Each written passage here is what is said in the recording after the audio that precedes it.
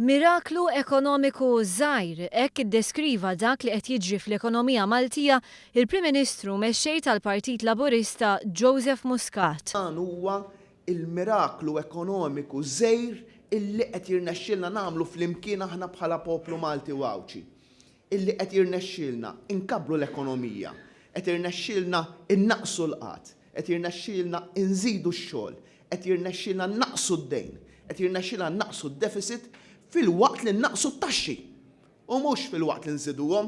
Waqt attività politika fiż-Żurrieq bit-tema Malta Ottimista, il-Prim Ministru semma dak li l-Kummissjoni Ewropea qalet fuq l-ekonomija Maltija, jiġifieri tkabbir dinamiku u qatt baxx.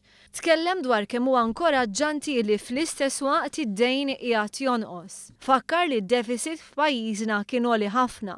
Tant li anka l-Unjoni Ewropea ġibditilna l-attenzjoni dwaru, filwaqt li qal li għatfadal xi jsir id-deficit qiegħed jonqos. Il-Prim Ministru fakkar li s-sidin tan-negozji li mix-xahar id-dieħel se jibdew igawdu minn traħis fil-kontijiet tad-dawl u l-ilma. U dan se jħalli 50 miljun euro fl-ekonomija.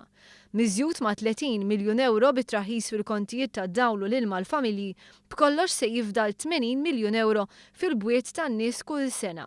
Min issa l-qoddim, kull sena li ħajkun hemm dan il-gvern, l-ekonomija kollha tal-pajjiż, ben-negozji u ben-familji ħajkollha 80 miljun euro aktar fil-bud biex jinvestu, biex jonfqu, biex iġemmaw il-Maltin u l-Awċin. Dwar is-sitwazzjoni fil-Greċja, l-Prim Ministru Joseph Muscat saħaq li l-Gvern Malti se jara li flus il-poplu jibqgħu siguri.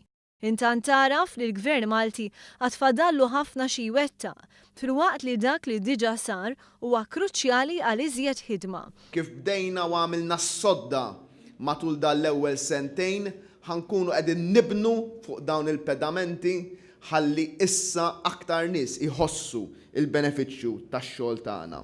U jemmen li l-maġġoranza sikta li jinsabu fid-djar tagħhom jemnu li għalkemm il-gvern mhux wieħed perfett, is-sitwazzjoni hija ferm aħjar minn kif kienet taħt amministrazzjoni preċedenti.